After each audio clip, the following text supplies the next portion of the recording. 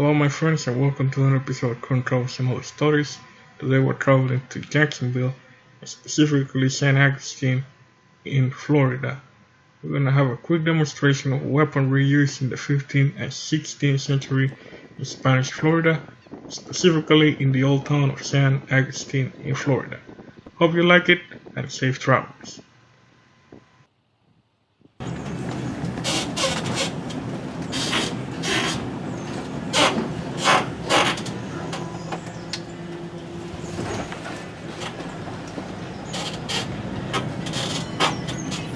All this stuff hanging in the trees, Spanish moss. Fun little fact, it is neither Spanish nor is it moss. It's actually part of the pineapple family. The Spanish part comes from what the Timucuans called it. They called it Spanish beard as a way to make fun of the Spaniards. They were very familiar with this stuff. They used it for blankets and pillows and clothing, but they boiled it first because they knew that it contained all sorts of nasty critters. Now nobody told Henry Ford this, and when he used Spanish moss as cushion for his cars, it ended up leading to the first mass recall in North America.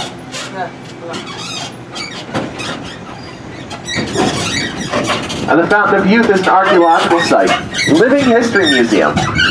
And this land used to hold a village called Saloy, a Timucuan village. And they've actually found Timucuan skeletons here dating back about 5,000 years. When you go in, they do give you samples of the fountain water. Does it work? Oh well. How else do you think I look as good as I do at my age? And this will be our stop for the fountain. What we do down here is we talk about and demonstrate a couple of weapons that Pedro Menendez brought with him in 1965. And what they have in common with each other is they were both considered to be old-fashioned, obsolete. Even that. We brought 20 cannons, it looks like our Bombardetta. They were medieval cannons, and they weren't even being used on battlefields anymore. So he's able to get his hands on about 20 of those very inexpensively. But he also brought 30 crossbows here. War bows, bigger and stronger than this one. Now they had guns, so why would he bring crossbows? Well, the guns took 40 to 45 seconds to load one. So in between shots, these supplemented. These were really good backup weapons.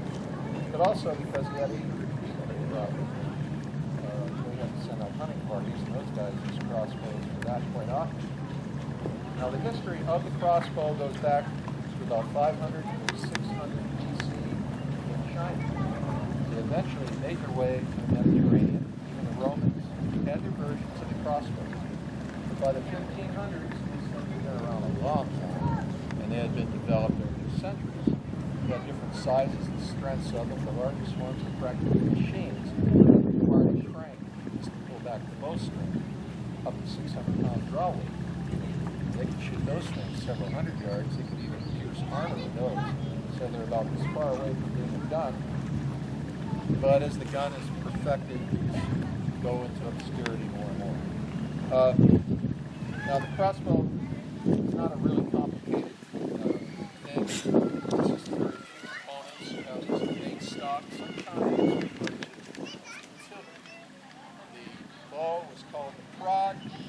Bowstrings were made up of multiple strands of linen, sometimes covered with beeswax. Then they had different things to hold the bowstring back. This one happened to be called a nut, and it's released by a very simple trigger mechanism. That allows it to roll forward, allows the bowstring and the barrel to fly. Most crossbows can be set by hand, and it used what was known as the stirrup. Pull back. Now the bow is set. Now the arrows that were shot out of crossbows, they had different sizes and shapes of those things, but they were called bolts or quarrels, sometimes, or mostly just fletched on two sides, because you can lay flat in a groove in the crossbow like that, and that's all that it is. They didn't have sights on them in those days, so it was just a matter of pointing the arrow and letting it fly. For the best.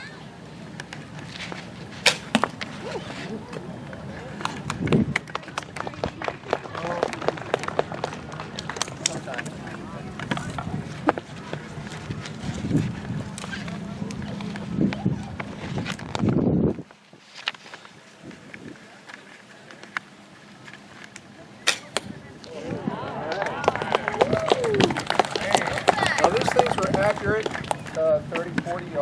could be shot much further, but they were much faster in the gun, as I mentioned.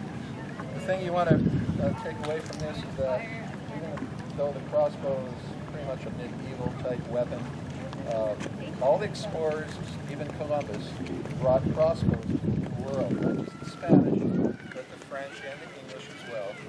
And so it was something that could still be used, and it was used. So that'll do it for the crossbow demonstration. Next we're going to talk about our bombardetta.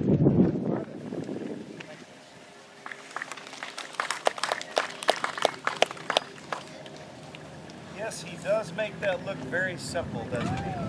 I could shoot all day and never hit that bullseye. At any rate, this kind of cannon that we're going to demonstrate for you today is a modern reproduction of what's called a bombardetta in Spanish. In English, you might call it a falconet.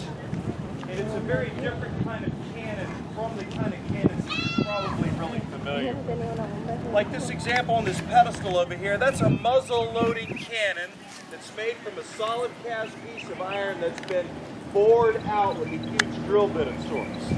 They didn't have that kind of technology when they were building these bombardettas. Gunpowder is invented in China about 900 AD and arrives in Europe with the Mongol invaders in about the 11th century. And by the 12th century, they're actually making these things. They would take long strips of iron and crudely weld them around a wooden dowel that was about the same diameter as the cannonball. You pull out the dowel, you got a hollow tube that's open at both ends, the breech and the muzzle. So it's not a muzzle loader. This canister that Bob's pointing at right there is called the servador, or in English, the breech mug, and that would be preloaded with the gunpowder charge and wadding packed down tightly on top of the gunpowder to compress it. The more you compress an explosive, the more power you get from it when you set it off. Now this cannonball is a 6-pound cannonball, that's what it fires, and it's not very impressive. It's not a bomb. They were experimenting with explosive cannonballs, but they tended to blow themselves up more frequently than the enemy, so that was on the drawing board for a while, several hundred years. Now when you see this cannonball, you know it's not going to go sinking any galleons or any big ships. That's exactly right. But it didn't have to, and that wasn't what the intended purpose of this gun. There was a batteria here of 20 of these bombardettas. He was able to pick them up, Pedro Menendez, very cheaply in Spain because they were surplus. They were still effective. They've been used quite a bit. Nobody had been using them in Europe for about 100 years when he picked them up. The beauty of this gun is the speed of firing. With a crew of 5 men on each bombardetta and 5 servadors, which you could reload over and over as you go into action, into battle, you could actually attain a rate of fire of up to 4 shots a minute. And in artillery, for that era, that's just unheard of. That rate of fire in artillery would not be surpassed until after the American Civil War, more than 300 years later.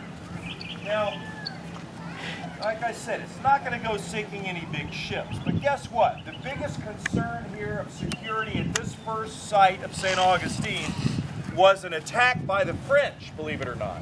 The French Huguenots, the French Protestants had come the previous year, 1564, 40-something miles to the north of us at St. John's River and built a fort up there, Fort Caroline.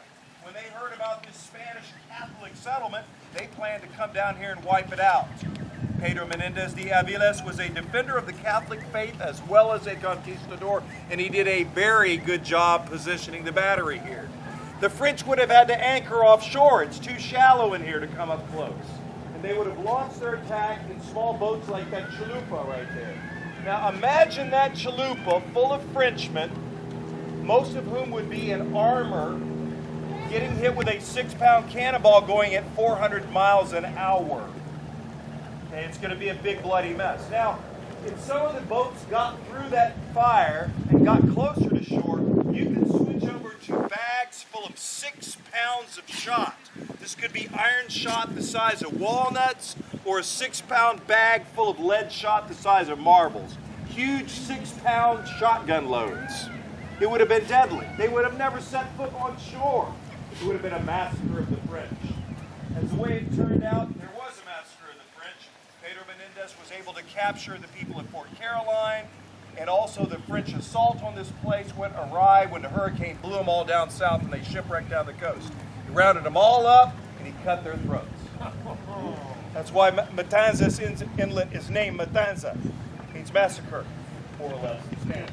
Now today, I'm not going to fire the maximum powder load.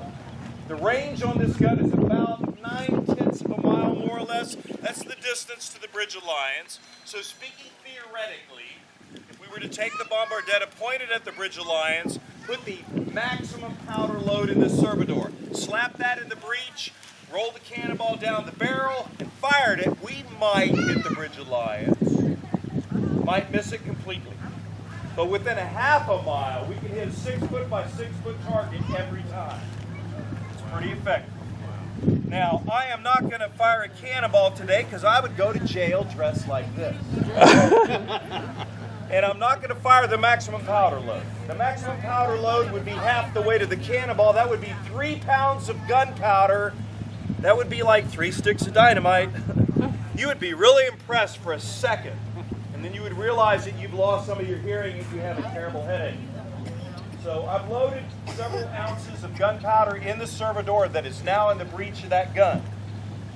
When you hear Bob give the command, por España, it's time to cover the little one's ears, okay? Because their hearing is very sensitive. We don't want to damage it. The rest of us, we can handle it. But if you want to get a good picture, get your finger on that button. And when he says fuego and I fire the gun, you're going to flinch and take a picture probably. All right, let's see how loud a couple of ounces of gunpowder is when you compress it inside of a steel tube. Make sure to cover your ears, Ellie. Why? This is Because called it the might hurt you. lipstock, or but the fuego in Spanish. It's got a slow-burning magic word that I'm going to use to fire this gun. Oh my Jesus. Para España! Fuego!